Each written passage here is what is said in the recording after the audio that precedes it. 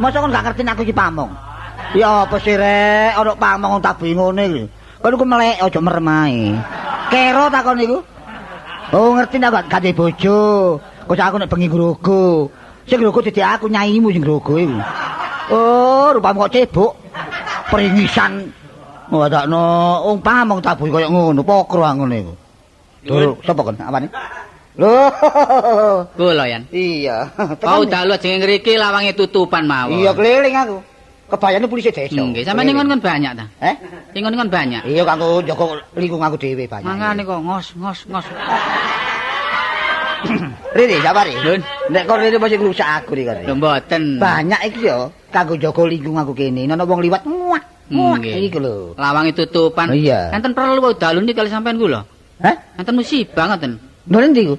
Lah niku Bu Jemi. Oh, ya. Oh, sebelahme kuwi ta. Nggih pejang ngoten. Lho iku lara ta? Mboten ketiban paku. Ojo pringisan kon. Saestu Ojo pringisan kon. Lapuramu gak tau tepak blas lapuramu kon. Sampeyan niku lan napa? Mosok ya mungkin wong mati ketiban paku lho mungkin. Nggih pecah. Sik sak piro pakune iku? Pakune cilik tapi katutan blandar. Katutan blandar. Bis. Wah, kok ngomong cempelung. Mesti wong mati lah wong ketiban blandar ini. Nggih ngingin paku. Tiban apa? Sakan bener iki ta? Durung ngono rene. Wau saran kali kula. Lho iki apa iki? Oh, iki apa? Tinggal ae, Guk. Suarane nyengek koyo rukun. Nanti ae kok karek kan. Wah kan jaleki awakmu nang omah jarene wis budal kok. Ya apa wis kon lapor? Ya wis soal iku musibane Wak Jumi, Wak Jemi. Jemi ta Jumi kok iku. Jemi. Malah mali riri. Jemi. Lah Jemi. Wedok. Cilikane Jumi. Jemi niku wedok. Lanange iku biyen mopi ngoten. Terus iku mati ketiban. Padane Leo ngono lah kon niku. Niku pamane Pleki. Kau nang kerek ta iku? Lho lek ku Jemi niku Jemi lak kerek anyane. Lho, Kerek sakane wong ah. Oh, jarene wong iku. Oh, terus iki sinten? Samari. Lah. Omongmu kok rukun. Wah. Oh, ada lho. Niki supados mboten ganggu lingkungan. Iya. Pun kula tanem niku. Lah, saiki ngene tak kandhani ya. Tanem gene latar ijo tanem. Sawe Kang Sabin ngawur ae. Ngene arek ya. Kon termasuk pemuda kampung, ya ta? Lah kudu kon iso negakno keamanane kampung ya apa carane. Sebab aku termasuk kebayan. Kebayan adalah polisi desa. Nggih, Pak. Nyono apa-apa kudu lapor nang Pak Racik. Iku lho, Pak Cangi atuh. Pak Cari, ya ta. Bab desa nek pamonge. Kebayan, Cari, terus kepala desa. Kepala desa. Lah iku kudu ana urusan dhewe. Nggih, ditutuk.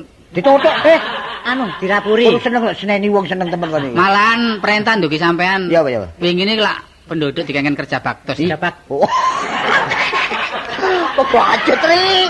Kerja baktos, kerja bakti. Kerja baktos. Kangge nanggulangi banjir niki. Iya. Gote niku dijerokaken. Iya. Tapi enten udan kok omah kula kok banjir terus. Lah iki apa sale?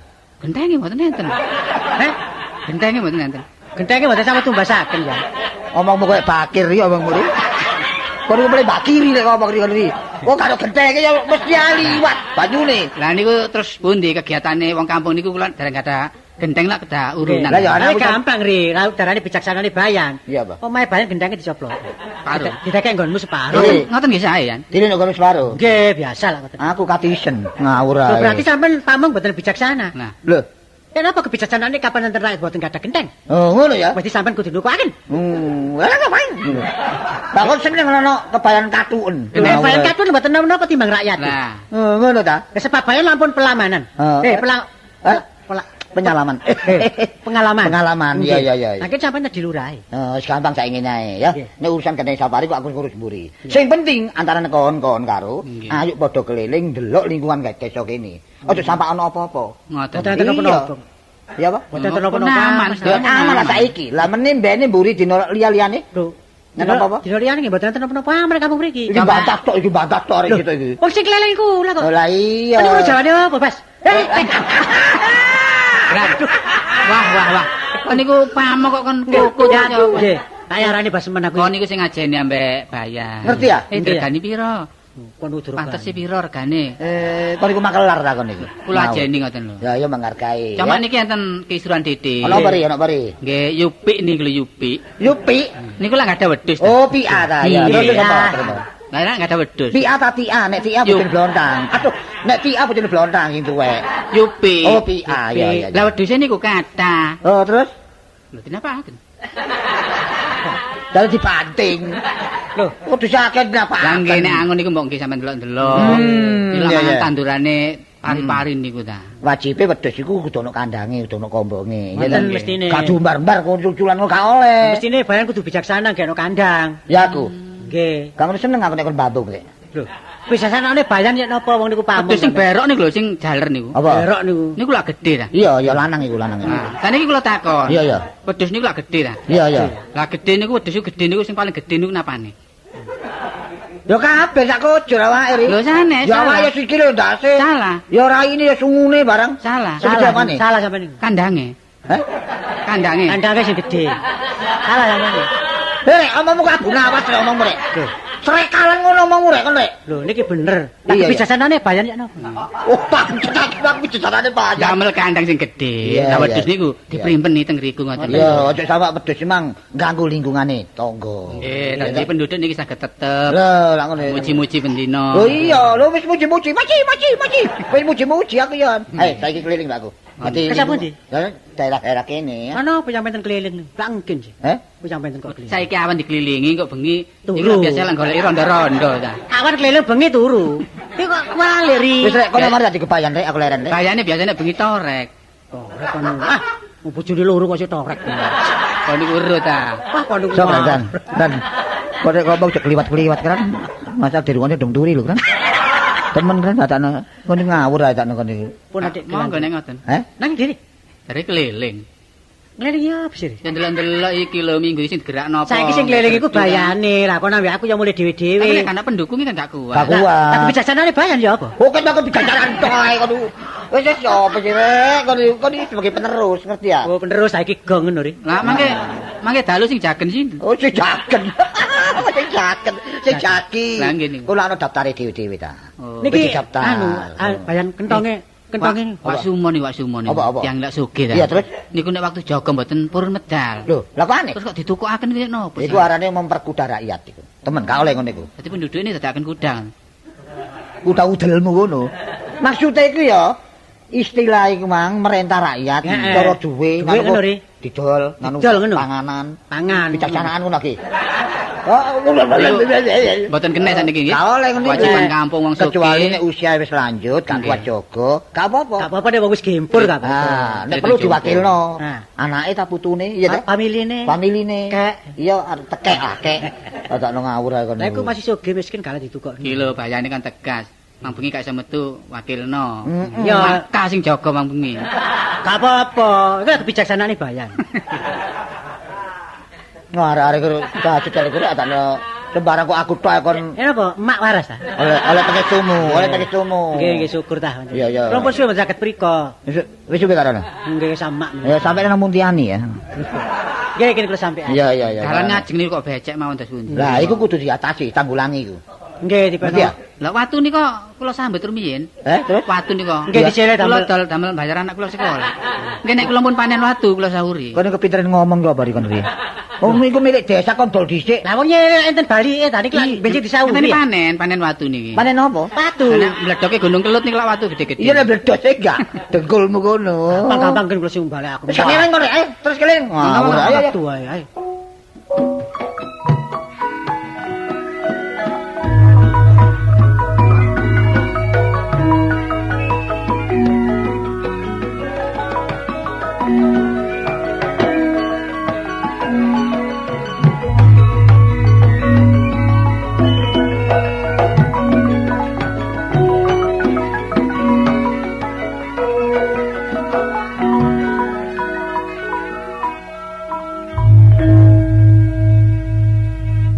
Rumah tangga nek didelok kaya harmonis ngene ya seneng. Pandangan teko njaba waduh gak tau gegeran. Lah perlu apa gegeran? Seneng ae nek ana wong lanang turu njaba. Nini. Apa ya? Lini ya wong diceluk kok nyentak-nyentak. Sopo sing nyentak ngomong banter titik ya nyentak. Sampeyan wis mangan ta? Wis mangan dhewe. Saya enak sampean tekno. Iku apa sih? Iku mau lho, bandeng kari tugel. Gak tak gawe mangan tak gaduh.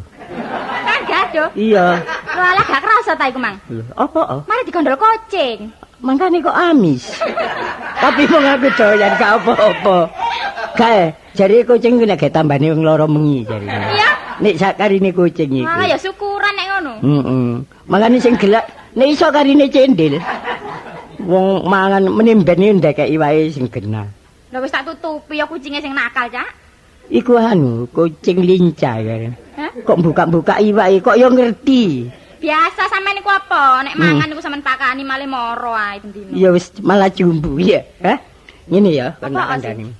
Tangga-tangga iku akeh sing ngarani uripe kok blondang ya harmonis saiki. Lho, pancene rumah tangga yang jaluk ya ngene. Lah iya. Nek saling membantu ku ketoke ayem. Pancene. Tapi tangga-tangga kok gelek njaluk bumbure ini lha. Hah?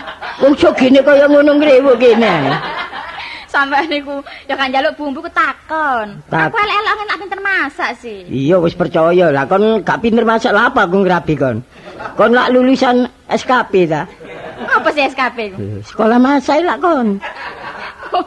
Iya. Saking pintere iya ta, gawe sapa kon kei tape. Maki gak karo-karo. Sampeyan niku duduk tape ku, Cak. Apa? Makroni. Oh, makroni. Tape. Oh, menimben irisin aja kon gawe wungkul ngono. Pancene ya sakmene iku. Nah, Aku sampeyan nek mangan nggih kacamata, wong cilik malah ketok gedhe sakno tape. aku takon aja dadi atimu wong Iya. arani bebujuan ya. Iso langgeng terus. Iya sih. Kon wis tak jatah saben bulan 30 kilo beras. Durung sampai tanggal 15 kok wis entek. Nek tak takoni jarine akeh wong mati. Sampai aku takon juru kunci sapa sih? Sapa sing mati ku? Mau Sampeyan niku gak ero, sampeyan gak tau nduk omah. kok nek nyelawat pirang kilo sih? Ya biasa sak kilo. Lah mau 15 kilo ku entek. Hah?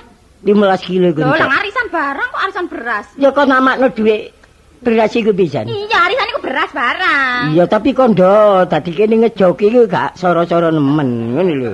Ya sembarang rundingan. Sembarang iku nek gak rundingan akhirnya ya mendol mburi. Hah? Mendol mburi. Ya apa mendol mburi? Aku tahu pencurian sawat ngono lho. Dadi eker-ekerane ketemu mburi. Grundel ngono ta? Iya, aja sampe ana grundel. Sebab rumah tangga iki diatur. Monggo. Anu Cak. Ana wong andek-andek. Nun. Ana wong andek-andek kowe. Kon lapo diparani wong tukang nebang tebu ya? Sinten? Lho, Cak. Oh, Pangling. sampean. Lho, ya. Pangling apa sih? Oh, sing dia omahe. Iya. Lha ngrungokne saya sampean iki. Iya kok dungaren. Lho. Sampeyan iki apa sih? Apa? Pinara Pak Tohari. Lali ta? Nggih, nggih. Gak lali lu buat dhisik tau. Lho, nggo apa sing dilungguhi? Hah? Lho, nggo apa aku? Ya iku elek-elek wong ana nggone amben-amben tak kena kon dulu. Diambeni lho. Rencanane tak. Ya rencana iki piye nek pancet. Gawene ta. Lho iya, Cak. Lah urusan omah iki ya apa iki? Omamu iki saiki sak tak nggone. Ku pun dipasang jendela kok. Wis ta. Ya syukuran malah sampean pasang jendela. Bukutno malah gak oleh angin. Malah gak oleh angin babar gelas. Lah sampean gak ndelok angin. Menimben nyewakno aturin karo jendela. Iya. Ngono lho, gak kon kae jendela gak ono angin-angine. Ya, Malah awak putih kena. Sopo ngene. Anek demi-demi. nang masalah jendela-jendela iku. Lho, lah iya. Duduk iku. Lha apa Mas? Masalah omah iki lho. Oh dikapur, Cak. Lho, dikapur wis tak kapur. Lah, apa masalah kabur? Sampeyan Mbak Aki kok ngomong apa sih? Ngomong apa? Lah kon ngomong apa? Lho ya apa sih sampeyan iki, Cak? Aku mesti tahu cara Jepang lho. Lho iki lho sewan. Oh jangan sampean tuku ta iki. Wong kontrak kok saya. Nah iya kontrak iki lho kontrak, masalah kontrak. Kontrak lak 2 tahun. Heeh. Lah apa kon mrene mana? Tahun, Kak. Wis setahun. Hitunganmu keliru. Lho iki ngene lho. Mulai Januari pendak Januari. Lah iya setahun. Setahun. Heeh, Lah, kok liwat. Liwat 10 dina iki malahan. Nah aku mrene iki jelasno sampeyan iki ya apa ngono. Ya sik tetep tak nggoni. Lah ya iki kurang nek nyene sampeyan iki tetep nggoni tambah maneh. Ngono lho, Cak. Lho lak tambah dobel-dobel kan. Lho. Iki Dobel ya apa apa sih? Kok lak tak kontrak 2 tahun. Setahun. Dicari sapa? Lho jare bojo sampean. Nini. Apa, Cak? Lah iki kwitansiine iki. Kok dimojok kon dudune.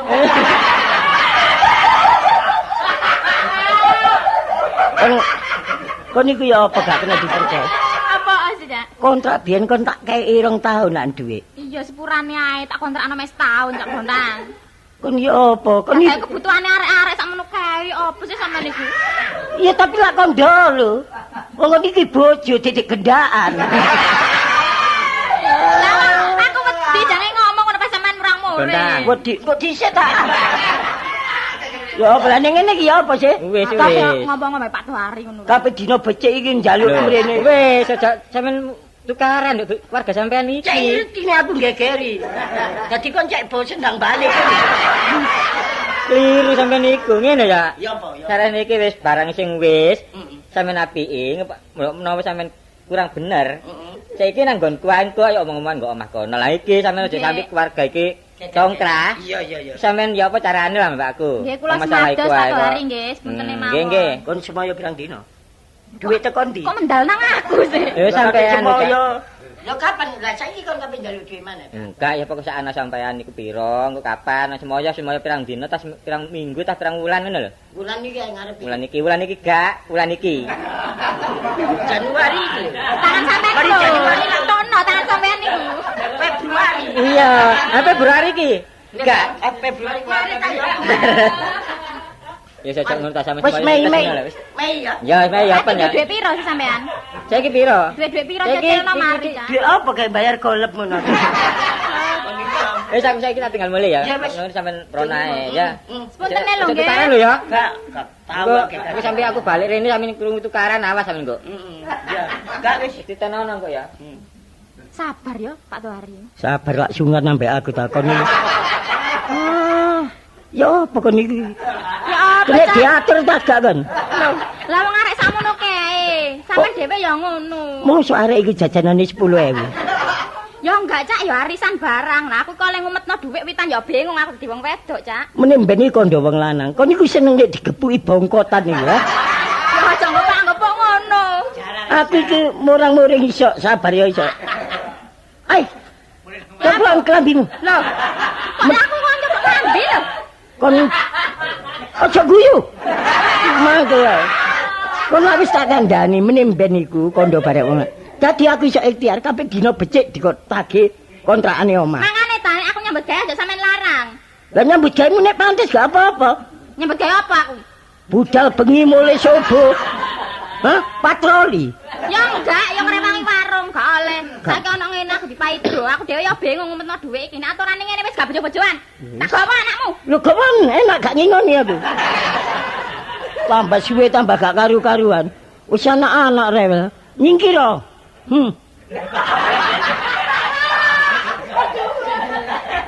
Dedek kon wong wedok.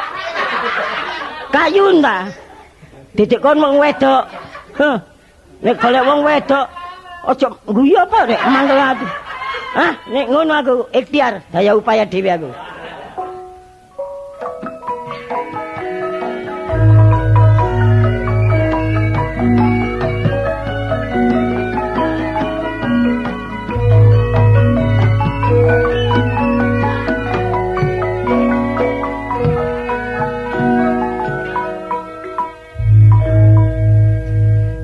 Pancene wong kekancan lek seneng guyon, gak tau gegeran nang awak ya.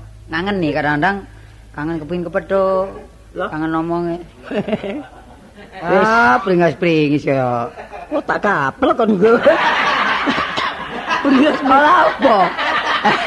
Gak apa kok pringas-pringis? Kok gak ndelok prene wong kaya. Wong pranco wong pringas-pringis.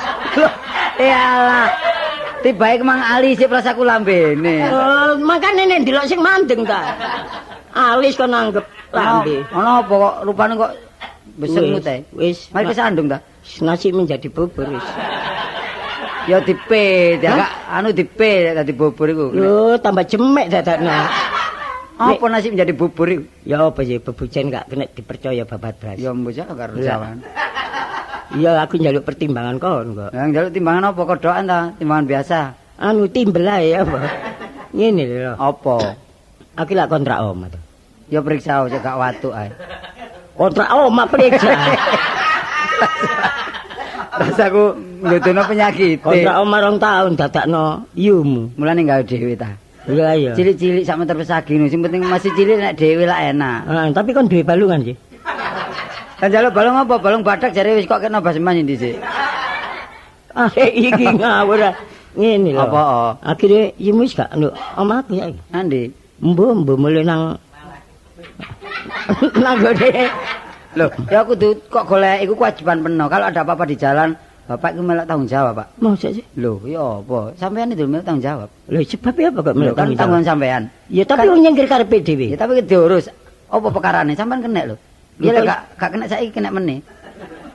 Aduh saiki dadi gak cara-cara golek meneh ya. Iku iku kewajiban penuh. Ya dirunding musyawarah. Apa kesulitane? Kesulitane ya kanggo memenuhi kontrak omah.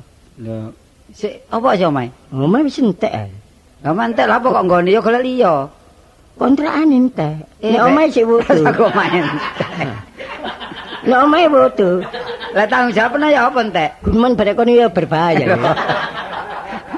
Lah ya. Omah sing tak nggoni kontrakan Ya entek. ditambahi ya. Karepku ngono, tapi rene dhuwit gak ono. Ya apa? Lho pernah katanya kalau duit ta? Nyekel dhuwit tapi mau 5 sen. Lho, lah Iki karep jalan buntu aku iki, ya apa ya? jalan buntu ya njaluk tolong Pak Bayan supaya dibobol. Dadi kan iso engko ono gangi. Supaya nek tembusan ilang. Iya. Lah jalan buntu kok liwatnya ketatap. Lah ya iku. Dadi wis kentekan akal lah. Loh, lah kentek akal ae nang sumber porong ae. Iya cek dibalok nduk kono ya. Oh, golek akal sing porong duit. Iya, ya. Lah anak peno kari piro? Anakku kari 7. Lho sing melok makne, kan sing melok makne. Melok makne kabeh. Bapak Lho lah panjenengan. enteng. Lho sapa? Lah enteng men. Aku enteng makne sing berat. Bapak salah dhewe aku gak nunduk kok. Lah apa mangan sak mangan wis anake melok kono peno kok bingung mangan sak anane engko nang omahku mangan esuk Karepe sore lah, iya. name sokran bengi name sapari mben diumetno ngene cak Mumet wis kok cacat jiwa ta wis. Ya bosen sing direwe wak ngono. kok iso ro bosen barang Oh, wong iki duwe isin ngono iki. Nek pisan pindho ngono gak apa-apa, nek ping 3 jangkep. tapi no ping piro Apa nih? ping piro coba nang arek iki Wis ana ping 4 tapi lah ya peno muni bosen Lha kok wira iya gedisian kowe. Ya apa? gak tak golekno akal wis ngene Ya apa nek enak. peno tenaga wis tuwa nyambut gebret ya gak enak golek Iya. wedi kan mesti katuken ya Golek wedi. ayo pamela kaum lak katuken nah Iya, nek nyemplung kali sih. iya Ah gak iso ngelangi lho. mosok arep wong jelep ngene tok diluk muncul Jep nek tiba wedi nek kena lumpur. Lak mancep nek jero kono. gak mungkin ya Heeh. gak mungkin Gak mungkin ya. Engko ngoli-ngoli ya gak kuat. Gak kuat awak koyo Wis ngene. ngene butuh duit piro sih kira-kira? Ya kira-kira 1 selawe ta. Lho, 1000 ta repis? Hah? 1000 apa repis? Ya 1000 sih. 1000. Kontrak niku. Oh, pokoknya ngontrak omah. Mm-mm. Wis ngene. Saiki ada anu mari gegeran aku duwe gaman landhep.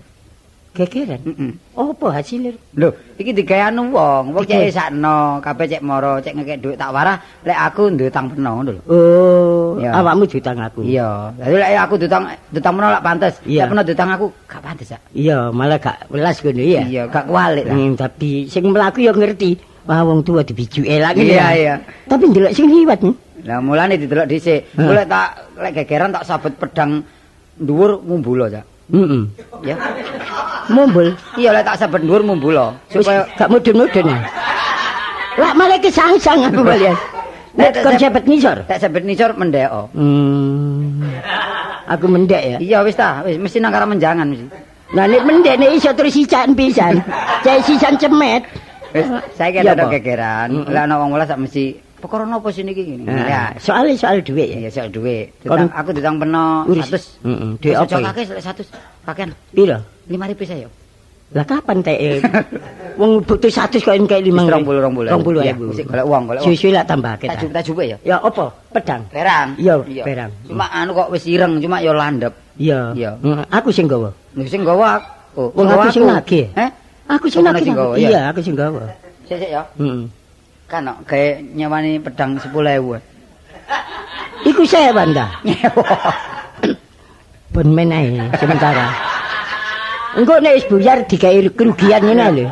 Tapi ojo sampe ro keamanan ya. Iya. Tak coba ya. Iya ya. Oh iki ta. Nduk ngarepe lawang. Heeh. Aku ngancam kono. Iya, iya. Carane ngene. Ya apa? Ya apa genahe kono. Ya kan uang sian. Oh sedurung. Sik kan uang. Utang ya utang. Iya ya. tang. Oke. Halo, masuk. Ya ono uang. Ya sepurane, Cak. Hah? Aku gak iso bayar. Ya apa? Apa? Kon njaluk sepuro maneh? Iya. Wonge menggok mrene.